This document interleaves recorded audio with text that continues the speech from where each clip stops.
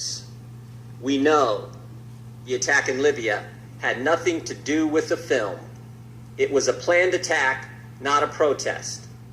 Let me read that one more time. We know, not we think, not it might be, we know the attack in Libya had nothing to do with the film. It was a planned attack, not a protest. State Department experts knew the truth. You knew the truth. But that's not what the American people got. And again, the American people want to know why. Why didn't you tell the American people exactly what you told the Egyptian Prime Minister?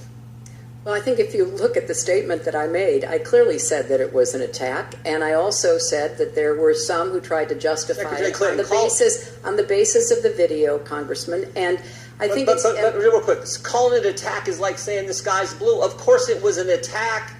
Well, we want to know the truth. If the statement you sent out was a statement on Benghazi, and you say vicious behavior as a response to inflammatory material on the internet, if that's not pointing as the motive of being a video, I don't know what is. And that's certainly how the American people saw it.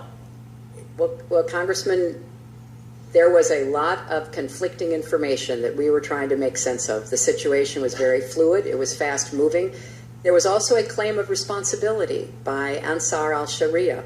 And when I talked to the Egyptian Prime Minister, I said that this was a claim of responsibility by Ansar al-Sharia, by a group that was affiliated, or at least wanted to be affiliated, with Al-Qaeda.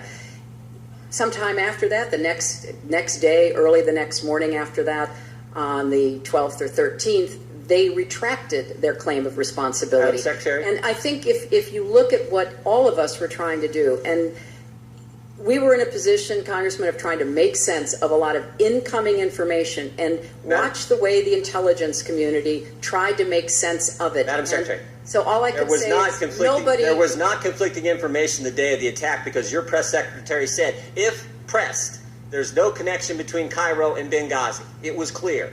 You're the ones who muddied it up, not the information. Well, there's no connection. Here's what I think's going on. Here's what I think's going on. Let me show you one more slide. Again, this is from Victoria Nuland, your press person. She says to Jake Sullivan, Philippe Reines, subject line reads this: Romney's statement on Libya. Email says, this is what Ben was talking about. I assume Ben is the now somewhat famous Ben Rhodes, author of the Talking Points memo. This email is at 10:35, 27 minutes after your 10:08 statement. 27 minutes after you've told everyone it's a video. While Americans are still fighting because the attack's still going on, your top people are talking politics. Seems to me that night you had three options, Secretary. You could tell the truth, like you did with your family, like you did with the Libyan president, like you did with the Egyptian Prime Minister. Tell them it was a terrorist attack. You could say, you know what, we're not quite sure. Don't really know for sure. I don't think the evidence is there. I think it's all in the first one, but you could have done that. But you picked the third option. You picked the video narrative. You picked the one with no evidence, and you did it because Libya was supposed to be, as Mr. Roskin pointed out, this great success story for the Obama White House and the Clinton State Department.